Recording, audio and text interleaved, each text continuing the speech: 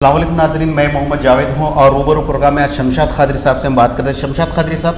सबसे पहले ASG news में आपका खैर मकदम करता हूँ और साथ ही साथ एक सवाल आपसे कि असेंबली में जो सेशन जो चल रहा है इसमें औक़ाफ़ की जायदादों के तहफ़्फ़ुज़ के लिए CBCID इंक्वायरी की जो है ना वादा किया है TRS गवर्नमेंट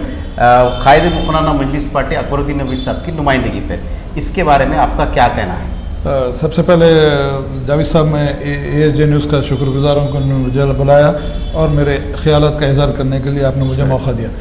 सबसे पहले तो मैं दिल की गहराइयों से एक मुहिब मजलिस होने के नाते आली जनाब अकबरुद्दीन अवैसी साहब हबीब मिल्लत का मैं दिल की गहराइयों से शुक्रिया अदा करता हूँ कि उन्होंने ये बहुत ही सुलगता हुआ मसला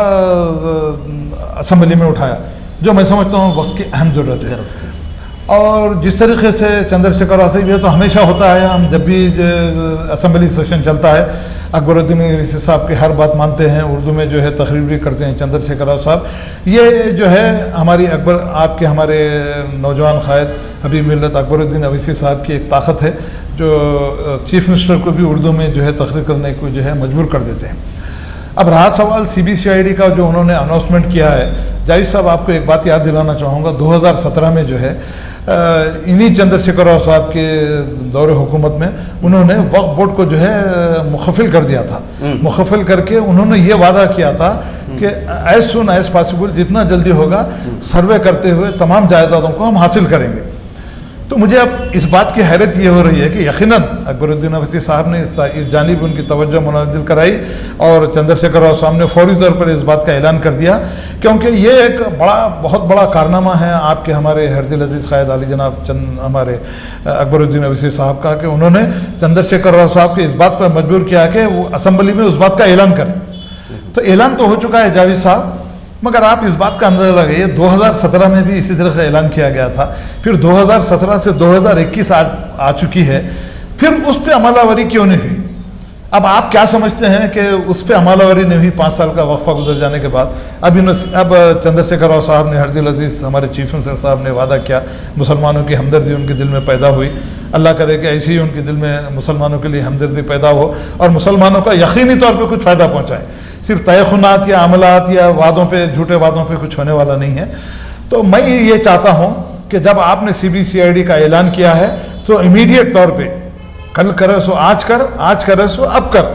इस फार्मूले पे अमल करते हुए चंद्रशेखर राव साहब जो है आगे बढ़ेंगे, अमली जामा पहनाएंगे। तो मैं समझता हूँ कि आपके दिल में जो है यकीनी तौर पर मुसलमानों की खिदमत का जज्बा है। और शमशाद खालिद साहब, एक सवाल ये है कि कायदे मुखन्ना ने इसी के साथ साथ ख़ास तौर पे जो बंधु दलितों के लिए स्कीम जो जारी है,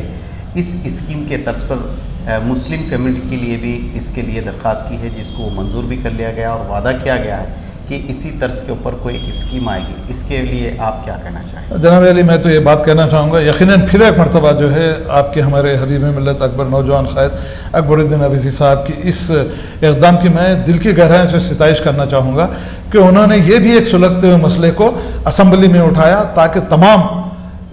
तेलंगाना के अलावा तमाम हिंदुस्तान और तमाम दुनिया में, आजकल यूट्यूब ऐसा हो गया कि तमाम दुनिया में ये बात फैल रही है। मगर एक चीज़ मेरी समझ में नहीं आई, पहले दिन के असम्बली सेशन के बाद चंद्रशेखर राव साहब ने ये बात कही कि दलित बंधु के स्कीम के तर्ज पर मुसलमानों के लिए स्कीम जो है जारी की जाएगी या इसमें अमलावरी की जाएगी। मुझे एक बात ये समझ में नहीं आई जावेद साहब कि जब दलित बंधु को इमीडिएट तौर पे जो है आपने स्कीम की मंजूरी दे दी, फिर मुसलमानों के इंतज़ार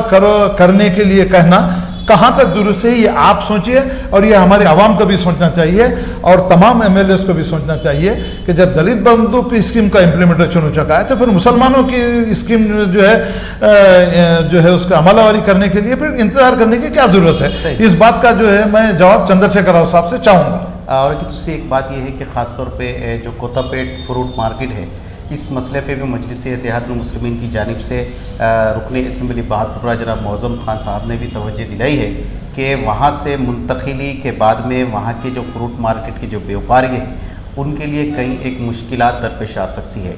और ख़ास तौर पे वहाँ पे अभी शुबे का भी इजहार किया जा रहा है। इस बारे में मेरे को मुकम्मल अभी मालूमात नहीं है, बावजूद इसके बात चल रही है कि उस मुकाम पे इबादत गाहें भी शायद مسجد ہے یا مندر ہے یا گردوارا ہے وہ ہم نہیں جانتے، لیکن بات یہ ہو رہی ہے کہ وہ اس مقام کے اوپر فروٹ مارکیٹ کے اوپر ایک جو ہے عبادت گاہ ہے، تو لوگوں کو یہ خدشات یہ ہے کہ سیکریٹریٹ کی طرز کے اوپر کہیں وہاں بھی تو روب عمل، کیونکہ سرکاری طور کے اوپر وہاں پہ منصوبہ ہے کہ فروٹ مارکیٹ کو منتقل کر کے وہاں پہ ایک نمس جو ہے دواخانہ بنایا جائے۔ اب میرا سوال آپ سے یہ ہے، کیا دوسرے اراضی خرید پر سرکاری موجود نہیں ہے؟ آپ کا کیا کہنا ہے؟ بالکل، دیکھیے جاوید صاحب، یہ ہونا تو یہ چاہیے کہ حکومت جو ہے کس طریقے سے یہ حکومت چل رہی ہے، ایڈمنسٹریشن کا کیا معاملہ چل رہا ہے، کچھ سمجھ میں نہیں آ رہا ہے، گول مال، ہر طریقے سے گول مال ہے۔ اب آپ دیکھیے جس طریقے سے سیکریٹریٹ کی مساجد اور مندر کو شہید کر دیا گیا، اس بات کی کیا تمانیت ہے کہ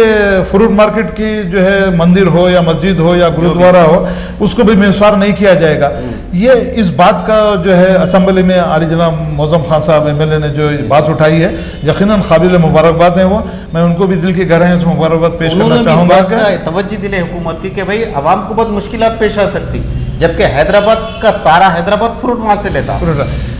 جو معظم خان صاحب نے جو یہ بات اٹھائی ہے، حکومت کی جانب جو حکومت کو جو اس بات کی توجہ اس تعریف منزل کرائی ہے، یہ یقیناً معظم خان صاحب نے کچھ سوچ سمجھ کے یہ بات کہی ہے، کیونکہ ان کے دل میں جو ہے مجلس اتحاد المسلمین ایم ایل اے جتنے بھی ہیں ان کا مقصد یہ ہے کہ غریب و عوام تکالیف سے بچ سکیں۔ اس کے ساتھ ساتھ اور ایک سب سے اہم جو مدعا معظم خان صاحب نے، علی جناب معظم خان صاحب جو ہمارے مجلس کے ایم ایل اے ہیں، انہوں نے جو اٹھایا، بڑا جو ہے ایک کیا کہنا چاہتے ہیں اس کو، جو ہے اس وقت کی ضرورت تھی، وہ مسئلہ اٹھانے کی سخت شدید ضرورت تھی، انہوں نے اٹھایا، یقیناً قابل مبارکباد ہے معظم خان صاحب بھی۔ میں یہ چاہتا ہوں کہ چندر شیکھر راؤ صاحب کے جس طریقے سے سیکریٹریٹ کی مساجد کو جو ہے دھوکے میں رکھ کے مسلمانوں کو جو ہے دل آزاری کی گئی، کہیں ایسا نہ ہو کہ وہاں کی مسجد یا مندر یا گرودوارا یا اور کوئی بھی عبادت گاہ جو ہے شہید نہ ہو، وہ اس کو بھی مسمار نہ کرے۔ اور خاص بات میں یہ کہنا چاہوں گا کہ وہاں سے فروٹ مارکیٹ کو ہٹانے کی کوئی وجہ سمجھ میں نہیں آ رہی۔ اس بات کا جواب چندر شیکھر راؤ صاحب کو عوام کو بھی دینا ہے، وہ بیچارے فروٹ وینڈر کو بھی دینا ہے جو اتنی محنت کر کے وہاں کاروبار کر رہے ہیں۔ اور ایک چیز ہوگی یہ جناب، اگر 15-20 منٹ دور اگر چلے جائیں گے تو آنے جانے کی بھی لوگوں کو بھی تکالیف ہوں گی۔ اس بارے میں اگر چندر شیکھر راؤ صاحب سوچیں گے تو یقیناً میں سمجھتا ہوں کہ یہ اقدام جو ہمارے ایم ایل اے صاحب اور ہمارے حبیب ملت نے جو سوال اٹھایا ہے، اس کو یقیناً چندر شیکھر راؤ صاحب اس پہ غور کرتے ہوئے فروٹ مارکیٹ کو وہاں سے نہ ہٹاتے ہوئے، ہاسپٹل کے لیے اتنی اراضی ہیں، پورے سرکاری اراضی ہیں، کہیں نہیں آپ بنا سکتے، اس میں کوئی پریشانی کی بات نہیں ہے۔